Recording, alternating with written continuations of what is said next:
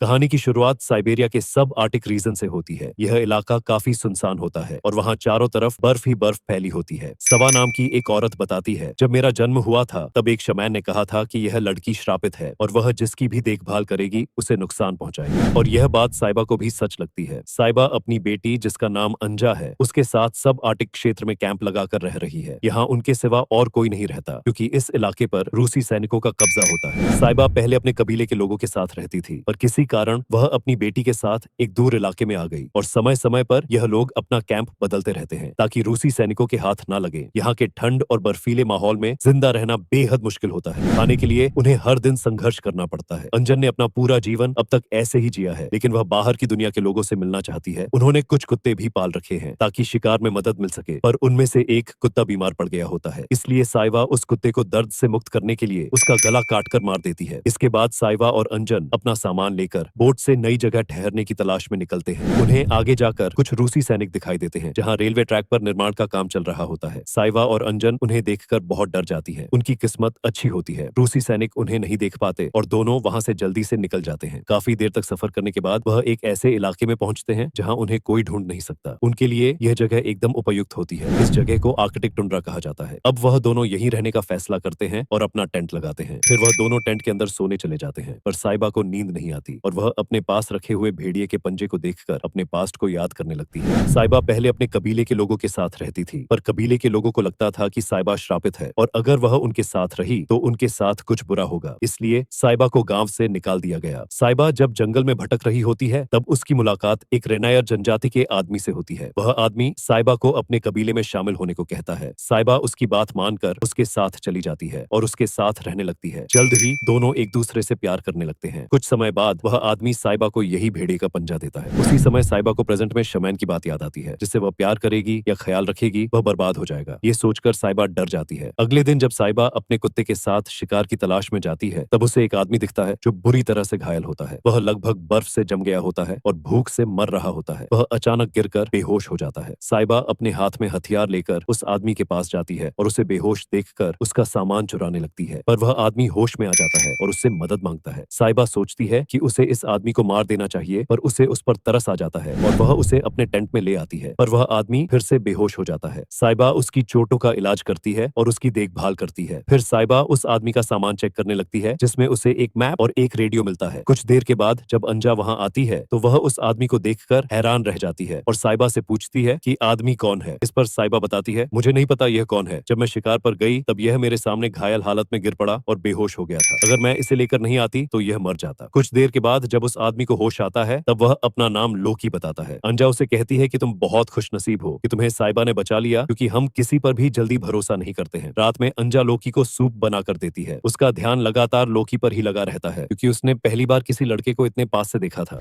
कुछ दिन के बाद जब लोकी पूरी तरह से ठीक हो जाता है तब वह अंजा और साइबा के साथ नाव में बैठकर शिकार पर जाता है। लोकी कहता है, तुम लोगों की वजह से मेरी जान बची, इस एहसान को मैं कैसे चुकाऊं। इस पर साइबा कहती है, जब हमें किसी चीज की जरूरत होगी तब मैं तुम्हें बता दूंगी। लेकिन अंजा मुस्कुराते हुए कहती है, रेनडियर का शिकार करके लाओ। लोकी कहता है, मैं वादा करता हूँ अगर मुझे रेनडियर दिखा तो मैं जरूर उसका शिकार करूंगा। फिर ये लोग नाव से उतरकर बर्फीले इलाके में जाते हैं जहाँ उन्हें एक सील दिखती है। साइबा उसका शिकार करती है और फिर वे लोग वापस तंबू में लौटते हैं। रात में साइबा और अंजा सील का मांस काटकर कच्चा ही खाने लगती है क्योंकि साइबा एक ट्राइब से थी और वहाँ मांस इसी तरह से खाया जाता था। यह बात लोकी को बहुत अजीब लगती है और वह मांस पकाकर खाता है। फिर लोकी अपना रेडियो अंजा को दिखाता है और उसमें म्यूजिक चलाकर सुनाता है। अंजा और साइबा ने पहली बार रेडियो देखा था और उन्हें म्यूजिक सुनकर बहुत अच्छा लगता है। यहाँ साइबा लोकी को देख रही होती है जैसे मानो वह उसकी ओर खींचती चली जा रही हो, क्योंकि साइबा सालों से अकेली रही है। वह लोकी से पूछती है, तुम यहाँ कैसे आए? लोकी बताता है, मेरे गांव में एक दिन रूसी सैनिक आए। उन्होंने कुछ आदमियों को जबरदस्ती मजदूरी के लिए पकड़ लिया। काम करते समय मुझे एक मौका मिला और मैं वहां से भाग निकला। फिर कई दिनों तक बिना खाना पानी के भटकता रहा। तभी मुझे तुम दिखी और मेरी जान बचाई। लोकी कहता है, अगर रूसी सैनिकों ने मुझे देख लिया तो वह मुझे मार डालेंगे। साइबा कहती है, जब ठंड कम हो जाए तो तुम यहाँ से चले जाना, तब तक तुम हमारे साथ यहाँ रह सकते हो। क्योंकि साइबा को डर था कि लोकी की वजह से वे लोग मुसीबत में पड़ सकते हैं और दोनों एक दूसरे के काफी करीब आने लगते हैं। लोकी उसे अपने गांव के बारे में बताता है। अगली सुबह लोकी साइबा से बिना पूछे उसकी बंदूक लेकर शिकार करने की चाह में अंजा से अपना वादा पूरा करने के लिए रेनडियर का शिकार करने जाता है। जब उसे एक जगह रेनडियर दिखाई देता है और वह निशाना साधकर शॉट मारने ही वाला होता है, तभी वहां दो रूसी सैनिक आकर लॉकी को पकड़ लेते हैं और उसे अपनी बोट में बैठाकर ले जाने वाले होते हैं। और लॉकी अपना चाकू निकालता है और चालाकी से एक एक करके दोनों रूसी सैनिकों को मौत के घाट उतार देता है। फिर उनका सामान लेकर टेंट में वापस आने लगता है। यहाँ साइबा अंजा से कहती है कि तुम्हें लॉकी से बात नहीं करनी चाहिए, तुम उसे अभी तक ठीक से जानती नहीं हो। लेकिन अंजा साइबा की बात सुनने से इनकार कर देती है। तब गुस्से में साइबा टेंट से बाहर निकल जाती है। तभी लॉकी सोल्जर का सामान लेकर आता है। वह उससे कहती है कि मुझे तुमसे थोड़ी जरूरी बात करनी है। वो उसे बताना चाहती है कि वह श्रापित है, पर साइबा लॉकी को यह बात बताती है। उससे पहले अंजा वहाँ आ जाती है। लॉकी उसे बताता है कि उसने खाने के लिए बहुत कुछ लिया है, जिससे अंजा बहुत खुश हो जाती है और वह दोनों टेंट के अंदर चले जाते हैं। अंजा और लॉकी अब एक दूसरे के साथ समय बिताने लगते हैं। यह चीज साइबा के अंदर दर्द की तरह सिमटती जा रही थी और वह अपने अतीत के बारे में सोचने लगती है और कहानी पास्ट में चली जाती है। एक दिन जब साइबा शिकार से लौटकर अपने कबीले में आती है, तब वह देखती है कि किसी ने सारे कबीले के लोगों को मार दिया है। यह देखकर वह टूट जाती है, पर वह देखती है कि उसका बॉयफ्रेंड अभी भी जिंदा है, लेकिन रस्सी से बंधा हुआ था। जब वह साइबा को देखता है तो वह इशारे से उसे छिपने को कहता है। उसकी बात मानकर साइबा छिप जाती है, क्योंकि जो रूसी सैनिक गांव वालों को मार चुके थे अब वह उसके बॉयफ्रेंड के पास थे। एक सैनिक साइबा के बॉयफ्रेंड के पास आता है और उसका गला काटकर उसकी जान ले लेता है और वह साइबा की आंखों के सामने तड़पते हुए मर जाता है। यह देखकर साइबा रोने लगती है। जब वह भागने की कोशिश करती है तो सैनिक उसे देख लेते हैं और उसका पीछा करके पकड़ लेते हैं। जिस सैनिक ने उसके बॉयफ्रेंड को मारा था वह साइबा के साथ गलत करता है और उसे जिंदा तड़पने के लिए छोड़ देता है। साइबा अपने बॉयफ्रेंड के पास आती है, उसकी रस्सी खोलती है और उसे अपने सीने से लगाकर रोने लगती है। वह देखती है कि उसके हाथ में एक चाकू है जिसे वह रस्सी काटने के लिए इस्तेमाल कर रहा था, पर रस्सी काटने से पहले ही उसे रूसी सोल्जर द्वारा मार दिया गया। साइबा अपने पास चाकू रख लेती है। तभी उसे टेंट के अंदर से एक बच्चे के रोने की आवाज सुनाई देती है। वो जाकर देखती है कि वहाँ पर एक छोटी बच्ची है। जब वह बच्ची को लेकर निकलने लगती है तब एक सैनिक उससे कहता है कि तुम जैसे लोगों को यहाँ रहने का कोई हक नहीं है। एक बार मैं तुम जैसे लोगों को खत्म कर दूं तब यह इलाका हमारा होगा। इसे सुनकर साइबा समझ जाती है कि यह लोग नेचुरल रिसोर्सेज पर कब्जा करने के लिए ऐसा कर रहे हैं। वो सैनिक कहता है कि हम रास्ता भटक गए, तुम्हें हमें मेनलैंड तक ले चलना होगा। यदि तुम हमारी मदद करोगी तो हम तुम्हें और इस बच्ची को जिंदा छोड़ देंगे। साइबा उनकी बात मान जाती है। जब वह और सैनिक एक रस्सी पकड़कर ग्लेशियर पार कर रहे थे तब साहिबा चाकू से रस्सी काट देती है और सभी सैनिकों को एक दरार में धक्का देकर मार देती है। इसके बाद से साहिबा उस बच्ची को पाल पसकर बड़ा करती है और वह लड़की और कोई नहीं बल्कि अंजा होती है, यानी अंजा साहिबा की अपनी बेटी नहीं है। इसके बाद कहानी फिर से प्रेजेंट में लौटती है। साहिबा यह सब याद करके भावुक हो जाती है और उसकी आंखों में आंसू आ जाते हैं। धीरे धीरे दिन बीतने लगते हैं। अंजा और लॉकी अब पहले से भी ज्यादा एक दूसरे के साथ वक्त बिताने लगते हैं। वो दोनों हंसते हैं, मजाक करते हैं, पास आते हैं, लेकिन यह सब साहिबा को बिल्कुल भी पसंद नहीं आता। उसे दोनों को साथ देखकर जलन होती है। साहिबा को डर है कि लॉकी